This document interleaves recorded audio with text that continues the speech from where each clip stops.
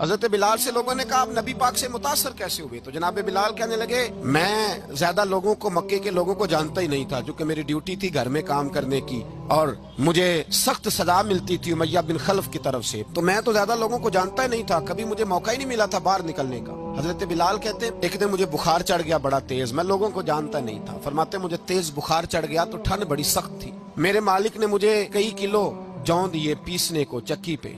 कहते मैं बीमार था तो मैंने कुछ दवाई ली जो उस वक्त मौजूद होती थी, तो मैंने एक लिहाफ लिया, दूध पिया तो मुझे नींद आ गई। जब मैं सोया तो मेरा मालिक आ गया, उसने आकर के मुझे सोए हुए देखा तो खींच कर कंबल उतारा, कहने लगा अब तेरी सजा ये है कि तू खुले मैदान में बैठेगा, वहाँ चक्की पीसेगा, और दूसरी सजा ये है कि तुझे कमीज पहनने की भी इजाजत नहीं। हजरत बिलाल कहते हैं तेज बुखार, ठंड का आलम, और जब मैं चक्की पीस रहा था तो रो रहा था। सैयदना बिलाल हबशी रदी अल्लाह ताला अन्हु फरमाते हैं मेरे दरवाजे के करीब से रसूल पाक गुजरे और मुझे हाय हाय करते देखा तो दस्तक दी। मैंने कहा कौन है? दरवाजा खुले आ जाओ। महबूब अंदर आए तो पूछने लगे क्यों रो रहे हो? मैंने कहा जाओ अपना काम करो, यहाँ दुख सारे पूछते हैं मदावा कोई नहीं करता।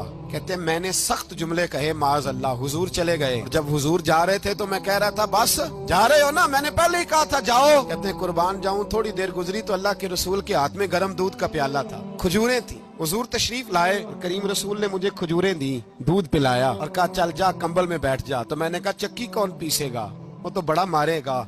मुस्तफा करीम ने फरमाया तू बैठ रजाई में और आज तेरे हिस्से की चक्की मैं पीसूंगा। कहते हैं सारी रात हुजूर चक्की पीसते रहे। सवेरे मैं उठा और मेरे हबीब पाक ने मुझे वो सारा कुछ दिया और खुद चले गए। अगली रात फिर आई तो हुजूर फिर आ गए, मुझे फिर रजाई में लिटाया, दूध पिलाया और सारी रात चक्की पीसी। कहते हैं बस तीसरे दिन हुजूर चक्की पीस के जाने लगे तो मैंने कदम थाम लिए। मैंने कहा बीबा दुनिया सारी झूठ बोलती है, जो गुलामों के हिस्से का काम करे वो अल्लाह का सच्चा रसूल हुआ करता है।